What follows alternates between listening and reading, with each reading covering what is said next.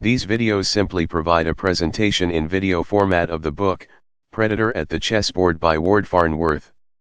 The book is freely available online at http://www.chesstactics.org.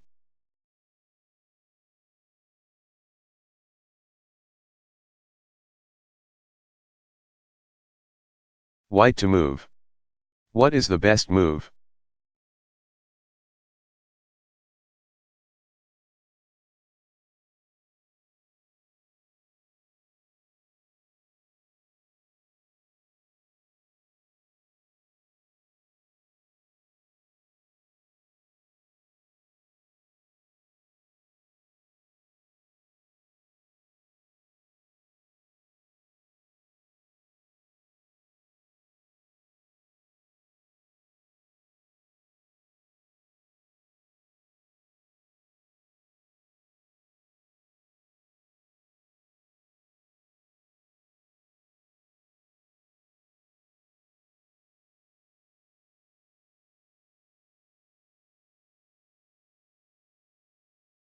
An unguided search for a good move would be inefficient here. Much better to look at every check. And your looking can be further guided by a concept. See how black's king is out in the open with fellow pieces behind it on the first rank and white rooks to its north and south. These conditions are favorable for a skewer if white can nudge the king onto an appropriate line.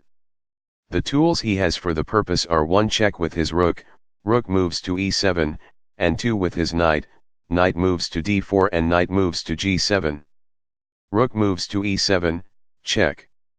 Doesn't work, black moves his king to f6, farther away from his other pieces, and if white tries to check again with rook moves to f7, black just takes the rook with his king. Knight moves to d4 loses the knight to black's pawn. Knight moves to g7, check. However, is another matter. Examine the squares surrounding the king and ask which are off limits. Black wouldn't be able to move his king to the f-file because white has a rook there. The 7th rank likewise would be made off limits by white's other rook. The only option would be to move the king to d5 or d6. Either move aligns the king on the same file as its loose rook. White rushes his rook to the same file with rook moves to d2, check. The king has to move, and it can't protect the rook because it is forbidden to enter the 7th rank. White wins black's rook next move. This position is a vivid study in how a single check, carefully examined, can for all practical purposes end a game. To the untrained eye, black's position does not look so precarious.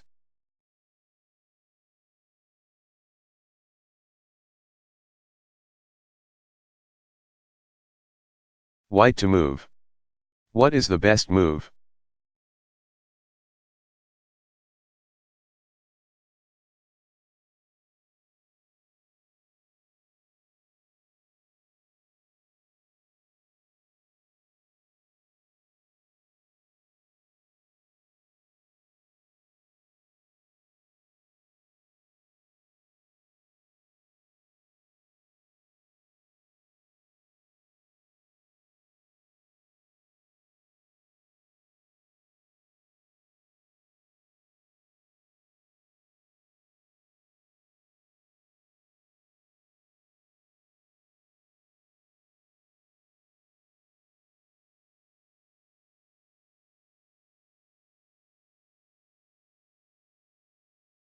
The first thing you might see in black's position is the alignment of his king and bishop on the 6th rank. But there is no way to fashion a productive pin out of it because the bishop has protection from its queen. If white plays rook moves to a6, the king just moves. The more important patterns here are a little subtler, though by now familiar. Black's king is out far enough to suggest that white's rook might be able to get behind it. You might also see that black's king and queen are almost lined up on the same file. Put these points together and a goal comes into view. If you could force black's king onto f5, you would have a skewer with rook takes at f7 that would take black's queen and finish the game. Anyhow, whether or not you saw this entire idea in advance, you naturally should try your checks to see what they would achieve. With the rook there is one rook moves to e7 that loses a piece.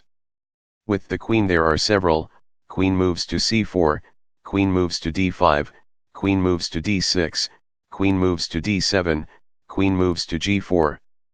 Your first preference in sorting these is to make black's king move in ways that you control without losing anything in the process. Queen moves to c4, check. Allows black to play king takes at e5, and queen moves to d7, check. Loses the queen to black's bishop, so instead consider the safe queen moves to d6, check. Where the queen takes protection from the pawn on e5. This is a snug check. Black's king can't move to the 7th rank or to f6, it must go to f5. See how this puts his king and queen on the same file, making a skewer a simple matter. White plays rook takes at f7, check. And wins black's queen a move later. Black will recapture white's rook with his king, but then white will take black's bishop with his queen.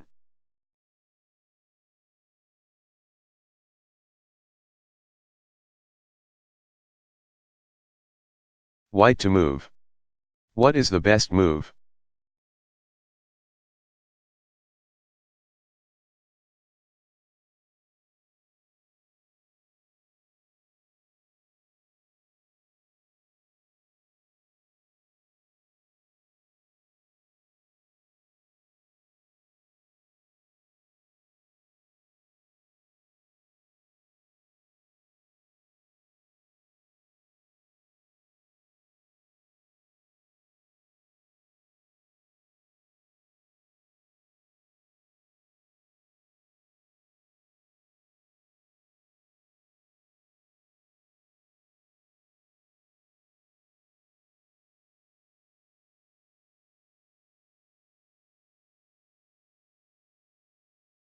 You have doubled rooks on the b-file and a bishop bearing down on c8.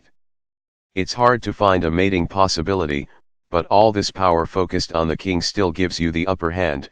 Your threats may be enough to allow you to push your opponent's pieces around, especially his king, and thus create a tactical opening. Start in the usual way by looking for checks. There's just one: rook moves to b7, check. The king has to leave the 7th rank and can't go to the 6th, so black plays it to d8. White naturally might like to mate by dropping his rook down to b8, with the thought of then playing the other rook to b7, but black's knight on c6 guards b8, and anyway the king would be able to slip away onto e6. The important thing is to avoid being discouraged by the failure of the mating idea and to focus on the side effects of the black king's movements. As it jumps around to escape checks, it may move on and off of lines occupied by its other pieces and so create chances to take them. Thus when black plays king moves to d8 he moves his king onto the back rank with its rook at h8, which is loose. White thinks of dropping a rook onto the same line for a skewer. First the skewering square must be examined, and we see that black guards b8 with his knight. But we know that when you have doubled rooks you can use the first to exhaust the enemy's defensive resources and then follow up with the second, so white plays rook moves to b8, and after black plays knight takes rook white has rook takes knight, check. Re-establishing a rook on b8 with nothing more black can do in reply except move his king and allow rook takes rook. An initial lesson of the position is something we have seen once or twice before: you don't always have to get behind the king to skewer it, skewers along the back rank also are possible. You also can see here an illustration of the varied powers of coordinated rooks. First one of them provides cover for the other, forcing the king from the 7th rank down to the 8th, then one is sacrificed on b8 to clear the way for the other to take its place, giving the skewer.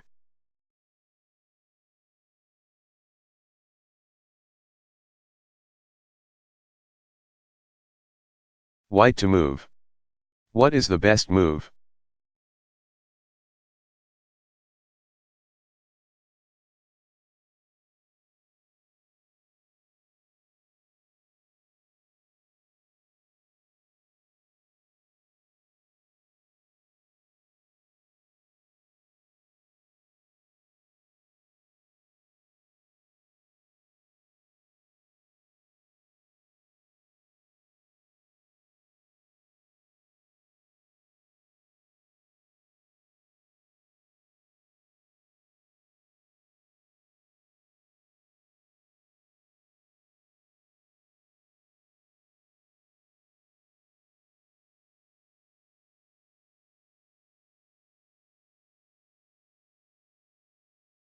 Ever mindful of the enemy king, its constraints, and any of your pieces that attack it, you see that you almost have the makings of some sort of mate with the rook and bishop. Almost, but black's rook guards the back rank, his bishop guards f8, and his king has escape routes. Still, a mating threat that doesn't quite work may still contain enough power to force a tactical gain by pushing black's king around. The standard inspection of any checks white can give turns up: rook moves to f7 and rook moves to h1. Rook moves to f7 lets the king slip away to h6. Rook moves to h1 is different, though, with the dark diagonal forbidden to black's king by the bishop on c3, he has to move his king to g8 in line with his loose rook on d8. Now white is able to play his rook to h8, with the bishop on c3 furnishing cover. Black has to move his king off the back rank and allow white to play rook takes rook, another little study in the back rank skewer.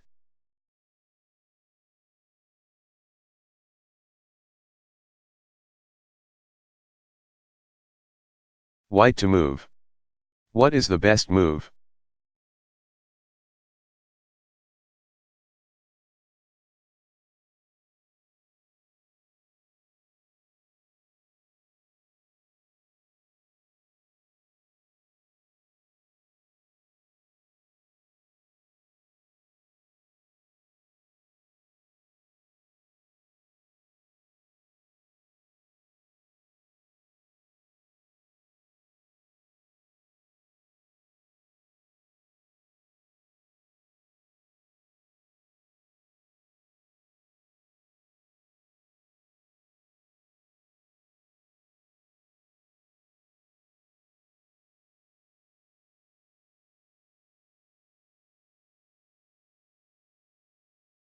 Working with multiple checks. Now the fun part.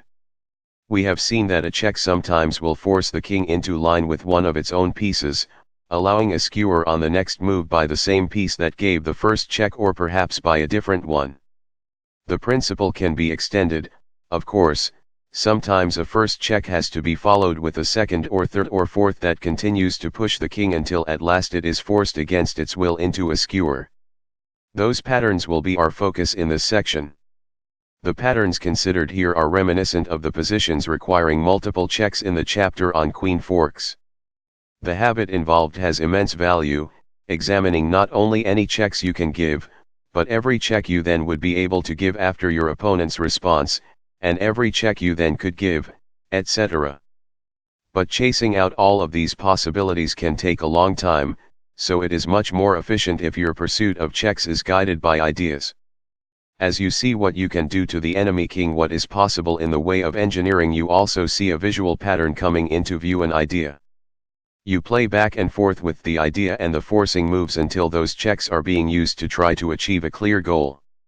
It might be a fork that becomes possible once the king is on a square that your queen can attack while also going after a loose piece, or it might, as in these positions, be a skewer that becomes possible once the king is lined up with its queen or with a loose piece.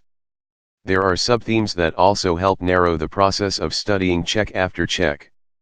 Focus first on checks that tightly control your opponent's replies, and especially those that force the king to move.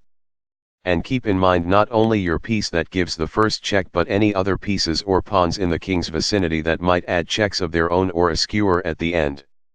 In example to the left, white has a powerful battery on the a-file, so imagine the consequence of driving both pieces through to the back rank. One queen moves to a8, check. Is answered with bishop takes queen, and now follow through with more checks. 2 rook takes bishop, check. King moves to c7 and black's king and queen are aligned on the 7th rank, making the skewer easy. 3 rook moves to a7, check. K moves, 4. Rook takes queen. White has traded queens and won a piece. The thought of a skewer probably wouldn't come to mind right away in this position. To see it, you need to play with your checks, push through the discouragement of the big material loss on the first move, and notice the alignment of king and queen that results from black's second move. It is natural at first to think of a battery like the one white has on the a-file here as mostly a mating tool, and thus to turn attention away from it when you see that the enemy king escapes, but often the payoff of pressure against the king is the chance to unleash some other tactic made possible by its attempts to escape.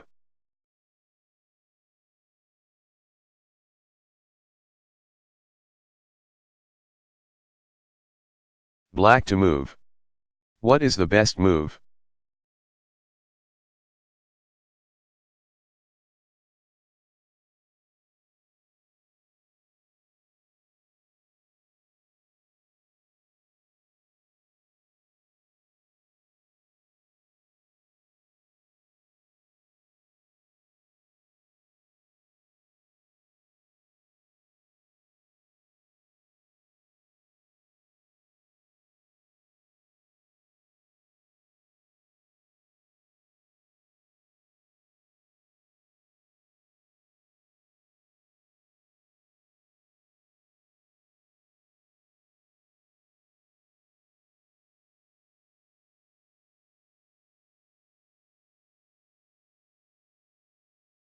In this one the idea, at least, should be visible from the start. As long as you are careful to look for alignments between white pieces, you can't fail to see his king and queen on the same rank. A skewer comes to mind, but how? Black cannot yet maneuver his queen, his only plausible piece for the purpose, into position behind white's king.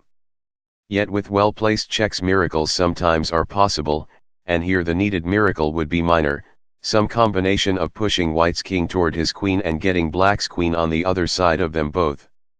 The only checks black can give are with his queen, but there are several: queen moves to e1, queen moves to f1, and queen moves to g1, queen moves to b2, queen moves to c2, and queen moves to d2, queen moves to e3, and queen moves to f4. These don't all require much analysis, of course. Several of them lose the queen right away, and others, such as the checks on the first rank, drive white's king up the board where it has lots of room to run and black is likely to lose control over it. Most promising, then, is queen moves to f4, check. Save for the queen, and since it pressures the king from above, it keeps the escape options for it narrow, especially in conjunction with the bishop on d3. White's only reply is king moves to e1. If he plays king moves to g1, black mates with queen moves to f1. The mission is partly accomplished. Black's queen has gotten behind white's king. Now the alignment of white's king and queen must be restored. Black uses the safe check queen moves to f1, check, where the queen has protection from its bishop. This forces the king off the first rank and back onto the second one, king moves to d2. The skewer has been prepared. Next for black comes queen takes at g2, check. The best white can do is play king takes bishop and allow his queen to be taken. Notice that instead of queen takes at g2, check, black can play queen moves to e2, check, to try to protect his bishop. But then white moves his king to c3 and will take the bishop anyway after black plays queen takes queen. If you are more than a check away from arranging a skewer, if, as here, you need to push the enemy king around more extensively to get everything into place, your queen often will have to play an important role. Its flexibility of movement allows it to inflict successive checks from different angles that are very useful. But usually you also will need another piece as well to play the sorts of roles the bishop did here, such as cutting off some of the king's flight squares and providing cover for the queen as it gives snug checks. There are more examples of both themes to come.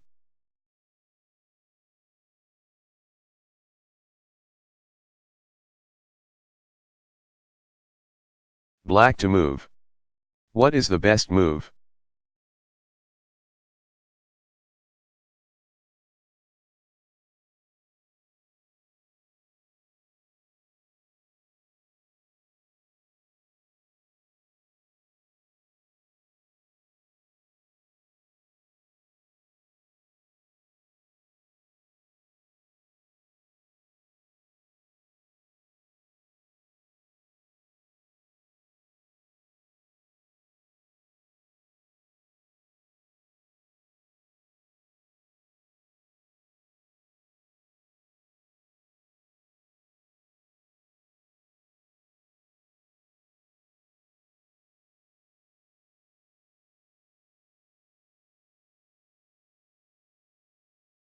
Black again has lots of queen checks he can consider, but it will be more efficient if you look for white pieces lined up together or other patterns that can guide your experiments. White's king and queen once more are on the second rank. These are the making of a possible skewer even if black obviously is in no position to impose one yet.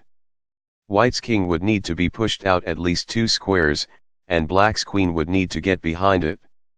On the other hand, black has a queen and bishop both close to white's king, and as we just saw, this may be enough to allow you to control its movements with some precision. Play with your checks and see what can be done. Since we're trying to drive the king away from the side of the board, a check on the h-file is indicated. Queen takes at h4, check. Requiring white to play king moves to g1. Notice how black's bishop again seals off other flight squares. Next, keep taking advantage of the bishop by sidling the queen up closer to the king. Queen moves to h1, check. The king is forced onto f2, and the pattern for the skewer is in place. With a pair of queen checks, black has moved white's king over 2 squares. Now he can play queen moves to h2, check. And when white's king moves off the second rank, his queen is lost. Black's bishop plays the same dual roles here that it did last time.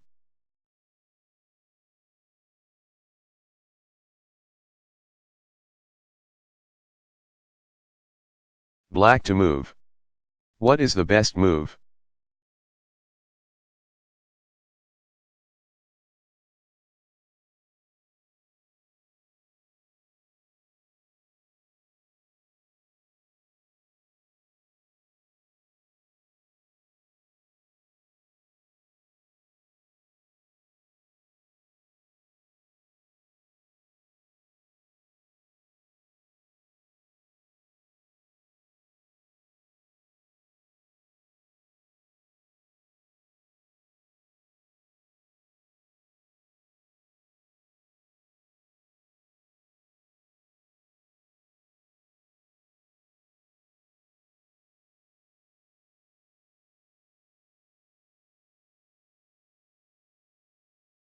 This one is tougher because at first glance the idea of a skewer probably wouldn't suggest itself at all. White's king is 2 ranks away from its queen. More likely you would have to experiment with checks and see that one of them, queen moves to h1, causes white's king to squirt down and over onto g3. The idea of the skewer should begin to come into view then, as the position starts to look like the previous ones. Might black force the king further down and over onto f2? It seems hard because black's queen doesn't have a bishop this time to furnish cover as it delivers close-up checks. But remember that other pieces can chip in with checks of their own. Other pieces or pawns. Black plays pawn from h5 moves to h4, check. And this time the queen is the piece providing cover. White's king is forced to f2.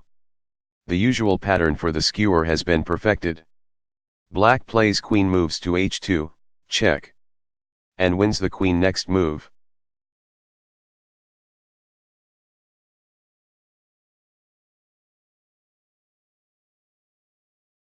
Black to move. What is the best move?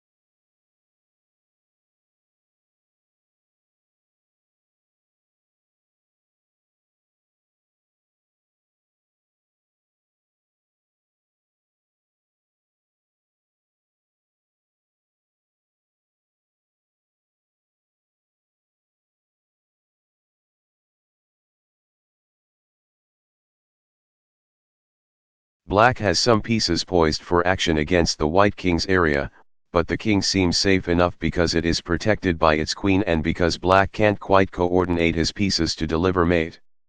Again, before the idea can emerge, you probably will need to experiment with black's possible checks. There is only one, queen takes queen, to which white must reply king takes queen. The exchange of queens leaves white's king a little more exposed, but black's rook is on the wrong file to be able to deliver a classic rook and bishop mate at e1. Still, examine black's checks in this resulting position, and again there is just one. Rook moves to d1, check. This forces white's king up onto the second rank, onto e2 and into line with his rook, which is loose. Now the idea is clear, the checks have forced an alignment of white's pieces, perhaps unexpectedly. This calls for a skewer. Black now is able to get mileage after all from that bishop on b4, as it allows his next and final check. Rook moves to e1, check. Moving the rook next to the king with protection. The king moves, and now comes rook takes rook, winning a rook. When you push the enemy king around, be mindful of skewering possibilities in every direction: vertical, horizontal, and diagonal.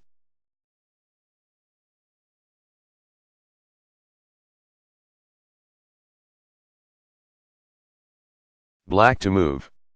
What is the best move?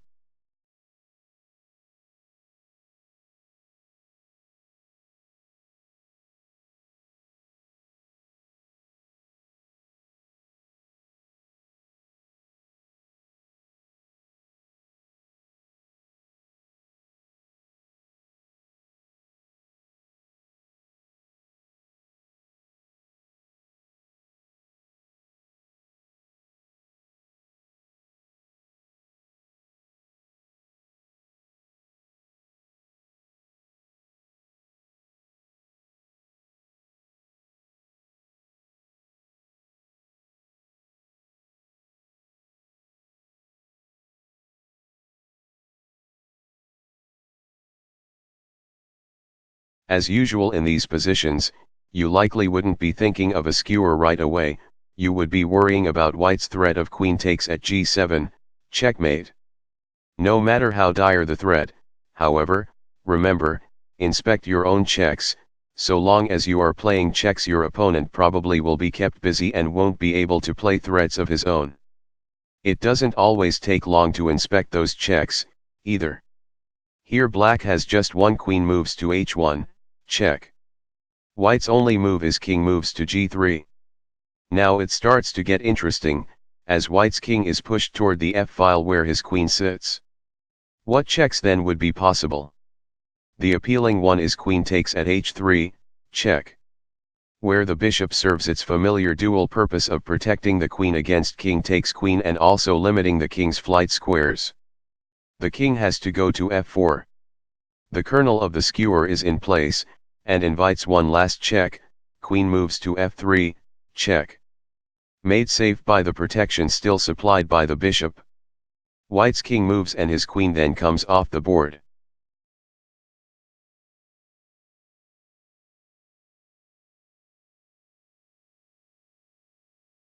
White to move. What is the best move?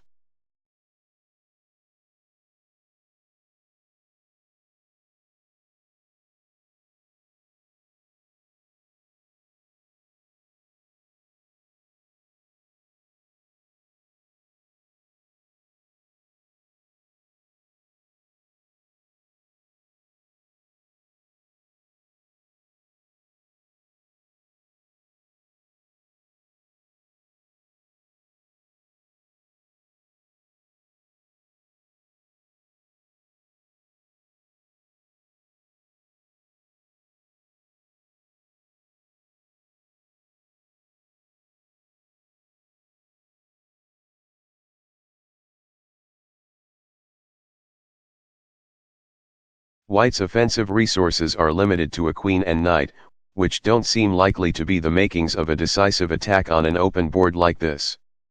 But skewers flourish in such a climate. Work with your checks. White has two with his knight, both of which merely lose the piece. So consider white's three others with his queen. Queen moves to h3, queen takes at g6, and queen moves to d7. Queen takes at g6 loses the queen. Queen moves to h3 causes black to move his king to g8, and since white has no safe check to use as a follow-up, the results are inconclusive. The most interesting possibility thus is queen moves to d7, check. utterly safe, and it forces the king to h6.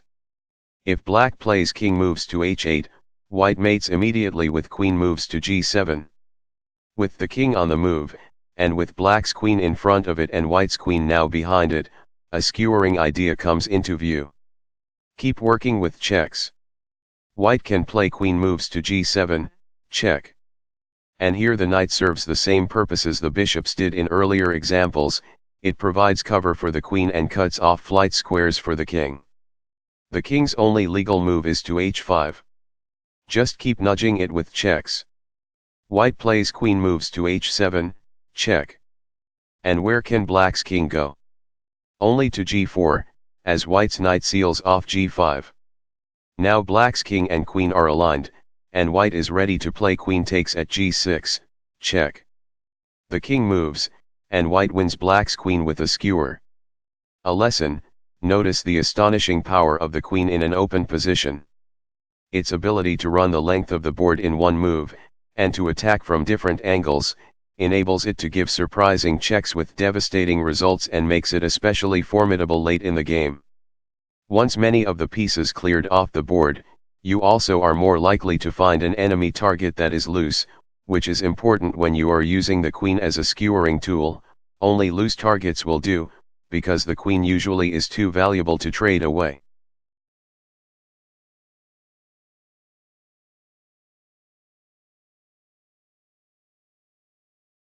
White to move. What is the best move?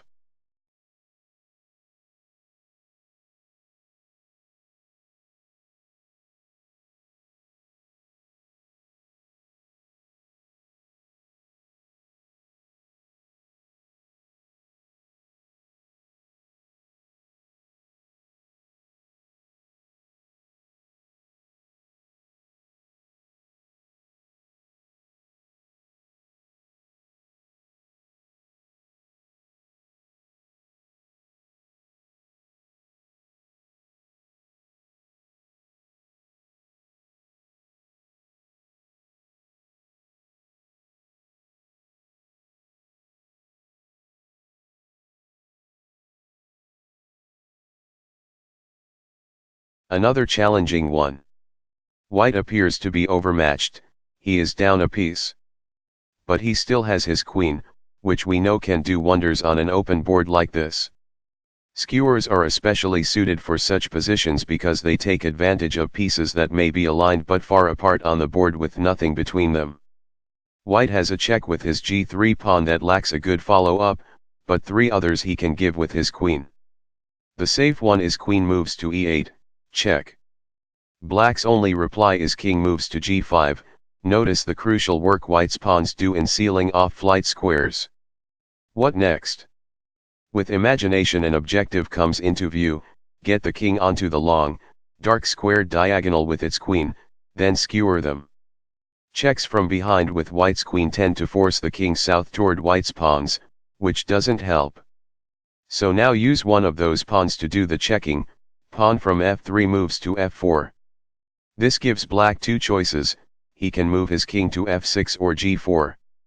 If king moves to f6, the kernel of the skewer is made. White plays queen moves to h8 and wins the queen a move later. If king moves to g4, what should white do? The obvious: keep asking what checks he then could give. One of them is queen moves to e2 mate, surprisingly enough. Pawns near the enemy king can be easy to overlook when you are busy focusing on your attacking pieces, but pawns, too, can play a key role not only in cutting off flight squares but in delivering checks.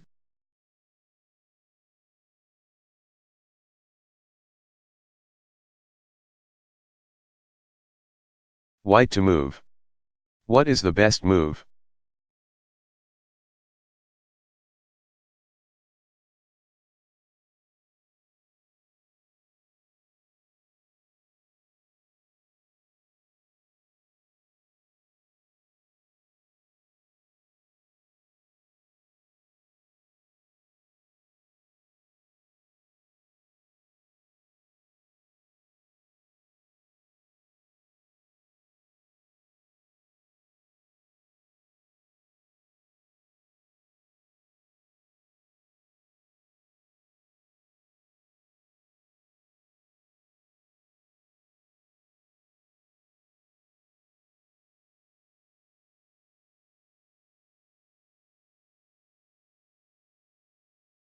Most of the skewers we have been studying have used the queen, this one is an exception. We know the white rooks on the same file create a powerful battery.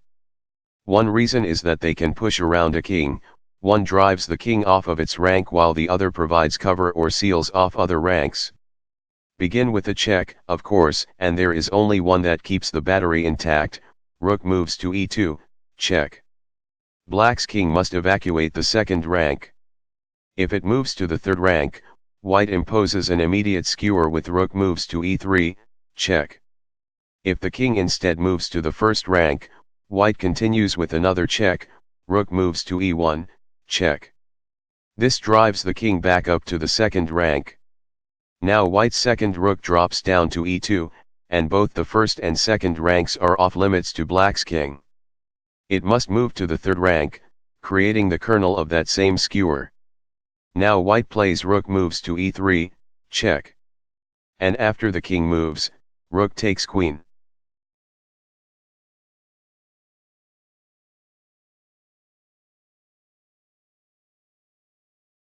White to move. What is the best move?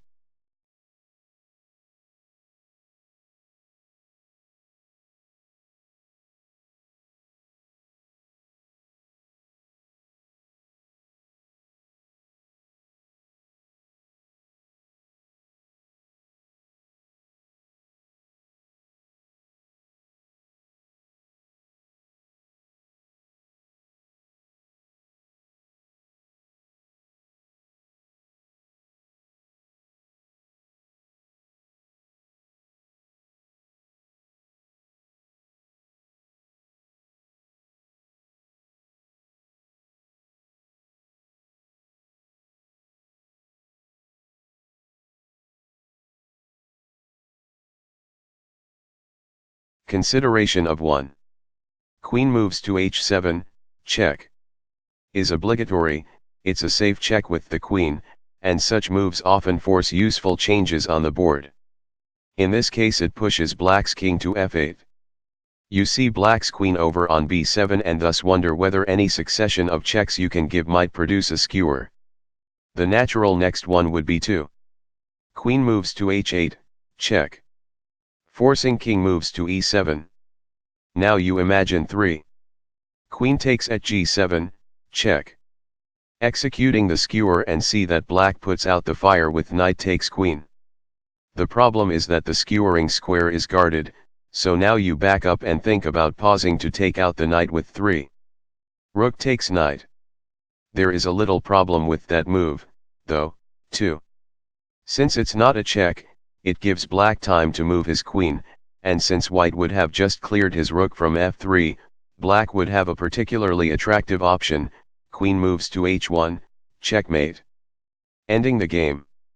It would be quite different if white's rook takes knight gave check and thus held on to the initiative. But rook takes knight does do that if white plays it a move sooner when black's king still is on f8. It goes 1. Queen moves to h7, check. King moves to f8, 2. Rook takes knight, check. Pawn from e6 takes rook and now the rest works fine, 3. Queen moves to h8, check. King moves to e7, 4. Queen takes at g7, check. King moves to d8, 5. Queen takes queen.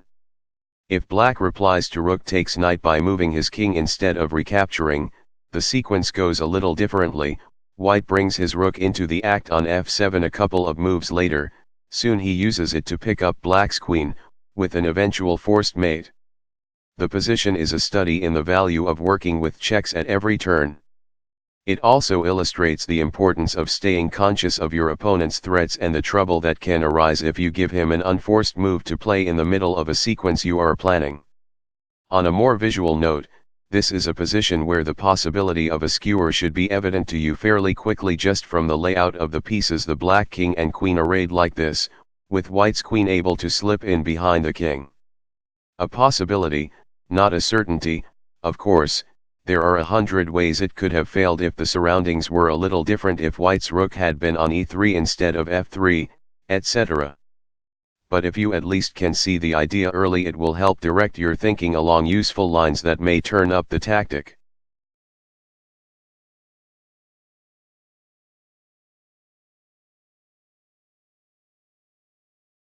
White to move. What is the best move?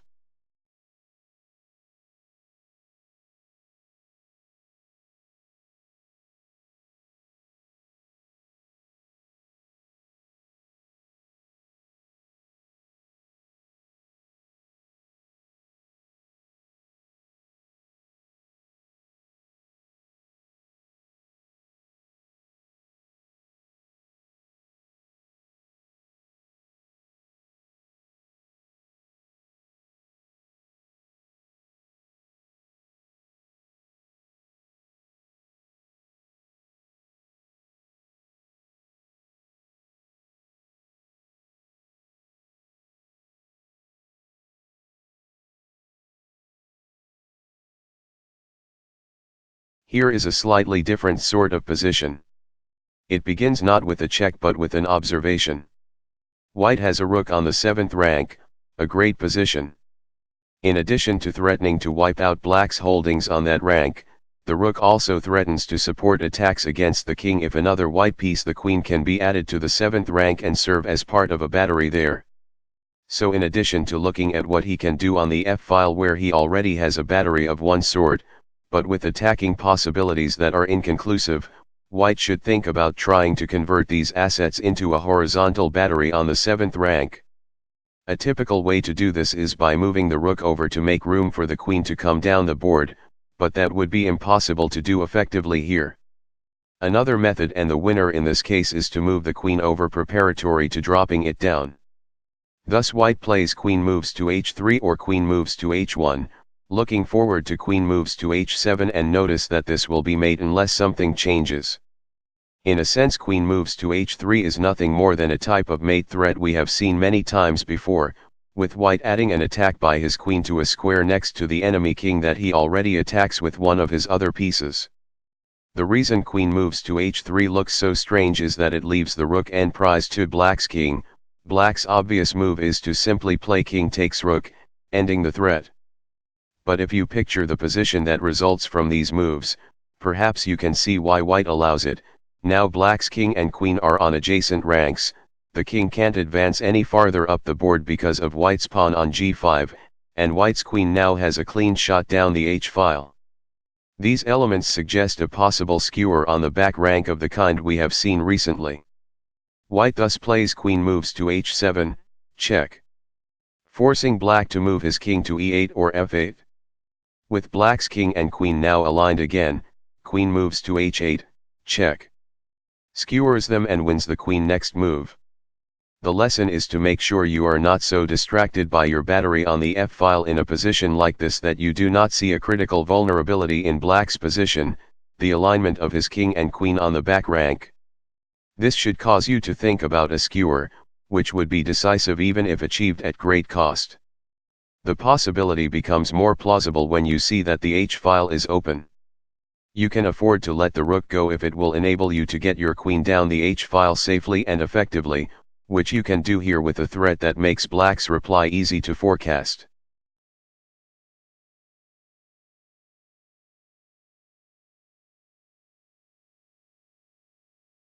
White to move. What is the best move?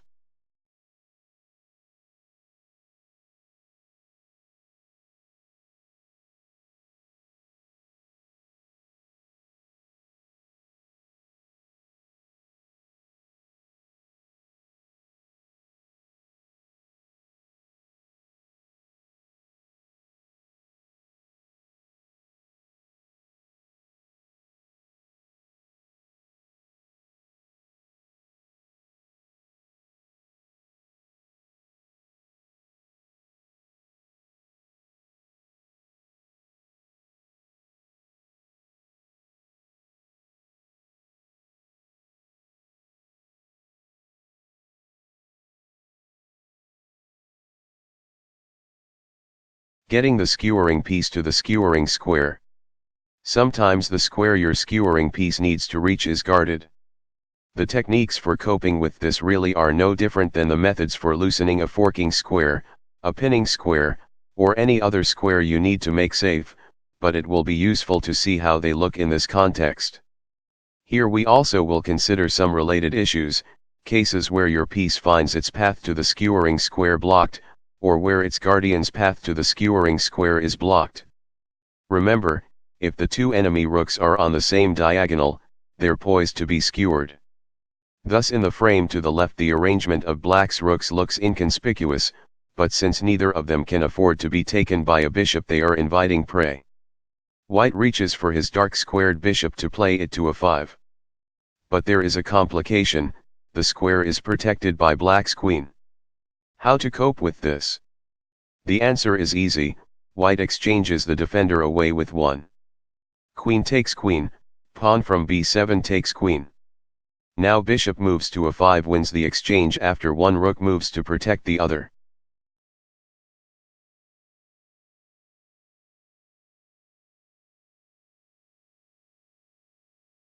White to move. What is the best move?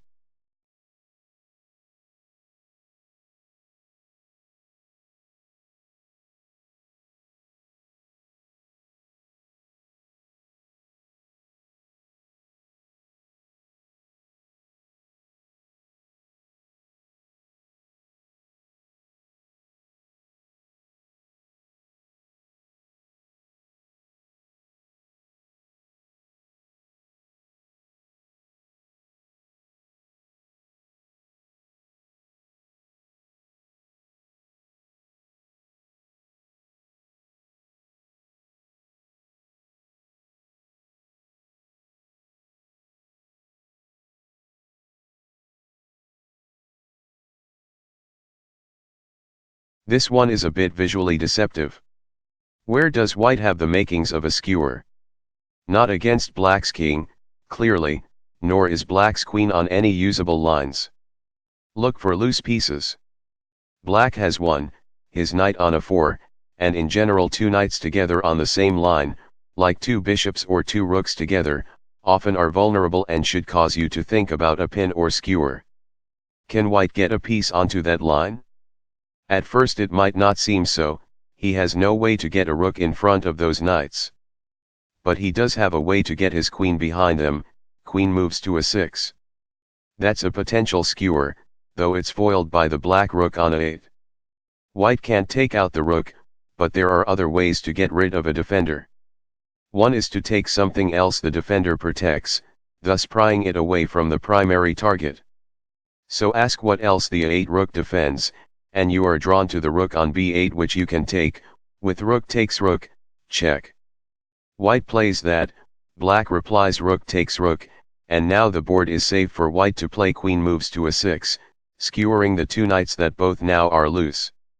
He will win one of them on the next move.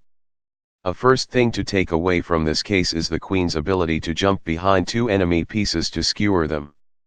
Second, the position illustrates a general skill at the chessboard, rather than concluding that there isn't a skewer, concluding that there almost is, seeing a near possibility, so that you can start using your tools to make it happen.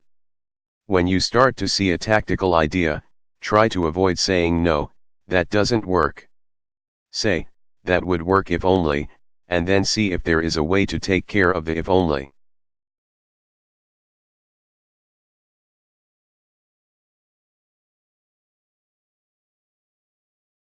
Black to move. What is the best move?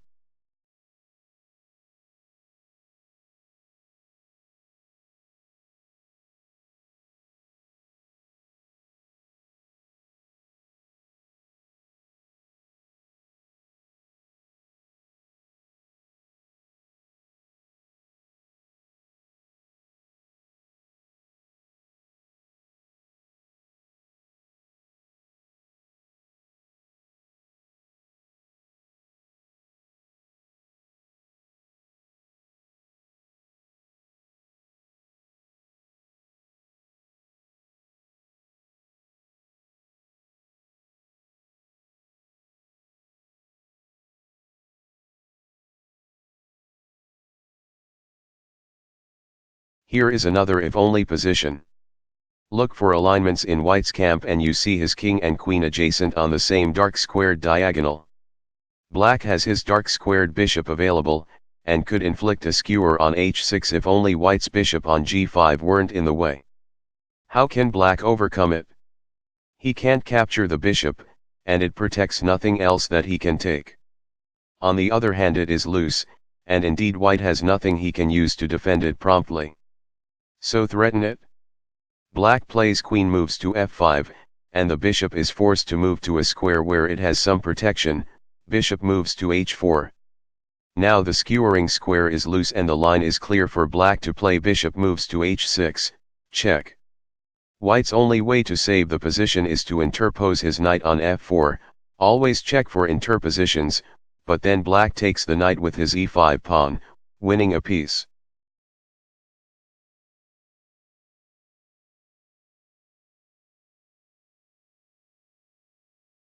White to move. What is the best move?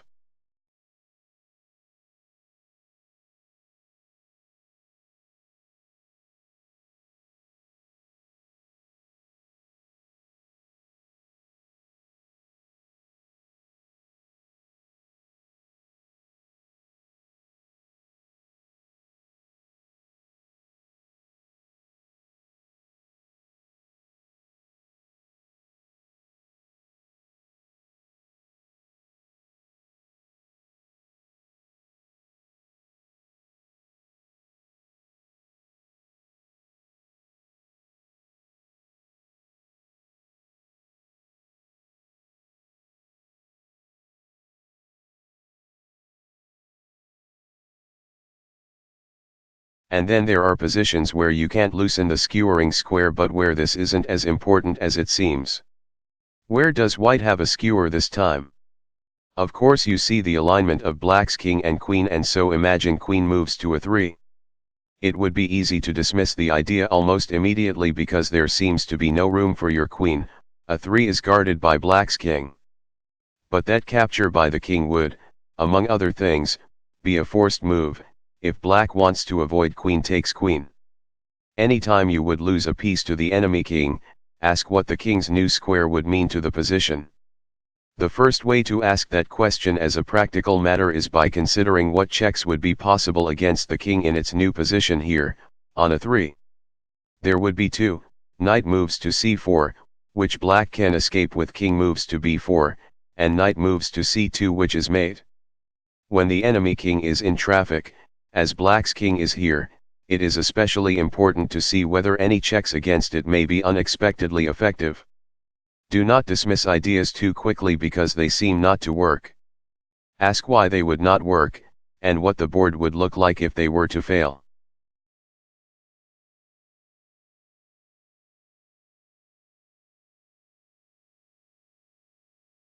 White to move. What is the best move?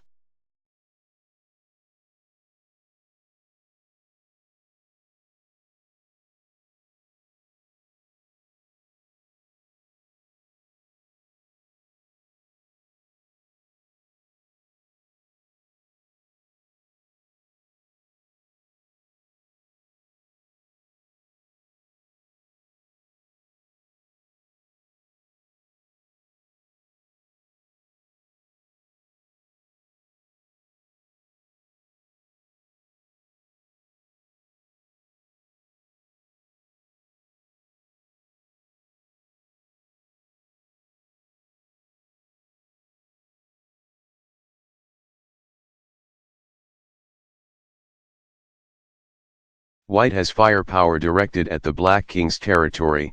The question is how best to take advantage of it. What prevents white's bishop and rook from converging on the square next to the king? The pawn on b7. Or you might see that white has no checks and that his only capture of a piece is bishop takes bishop. Or you might have seen that black's rook is loose, and that black's king and rook form the kernel of a back rank skewer that white can exploit if a clear path can be manufactured for his rook to use to reach b8. One way or another you are led to consider bishop takes bishop for white. If black recaptures pawn from b7 takes bishop, white now has a new check to consider. Rook moves to b8, check. A skewer, since after black moves his king white plays rook takes rook. It's a little study in clearing the path to the skewering square.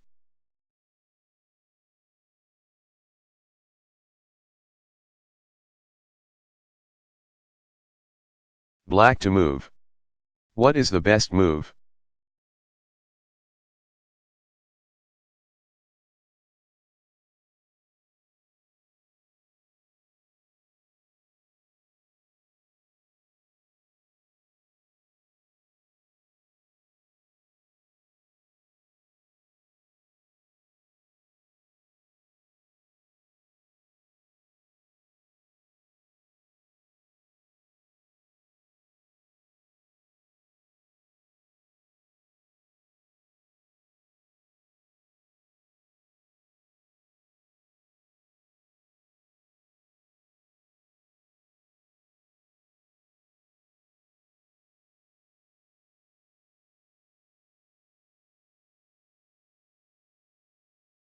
We see here the telltale arrangement of white's rooks adjacent to one another on a diagonal, a configuration that lends itself to a bishop skewer.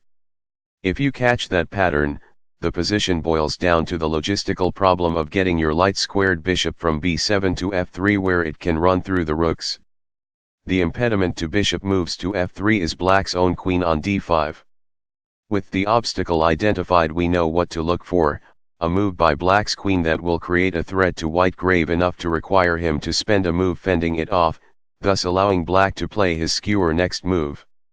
A check would be best, but black's queen has none. What can it do to threaten white's king? Study the king's position and vulnerabilities, including restrictions on its range of motion. It's trapped on the back rank, and black finds an avenue there with queen moves to a 2, threatening the back rank mate queen moves to a 1. White is obliged to avoid it, probably by creating a flight square for his king. Pawn from c2 moves to c3. But now the distraction black created has bought him the time to play bishop moves to f3, taking a rook next move and winning the exchange. In reply to black's queen moves to a 2, white could also create a flight square for the king with a move like queen moves to e3, which seems to have the advantage of also guarding the skewering square, f3, where black wants to land his bishop. But notice that black's f8 rook guards f3, making it a safe place to put the bishop anyway.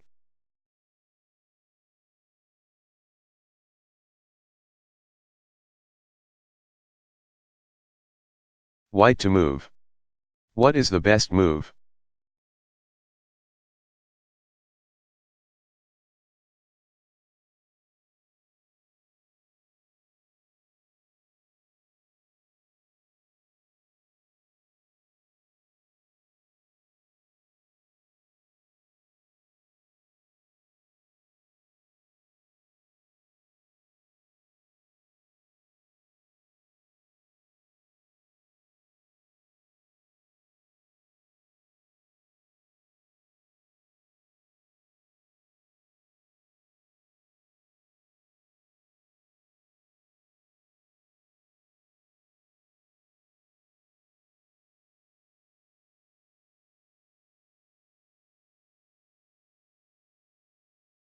The clustering of black's pieces makes skewering possibilities harder to see than if the targets were aligned with plenty of space between them.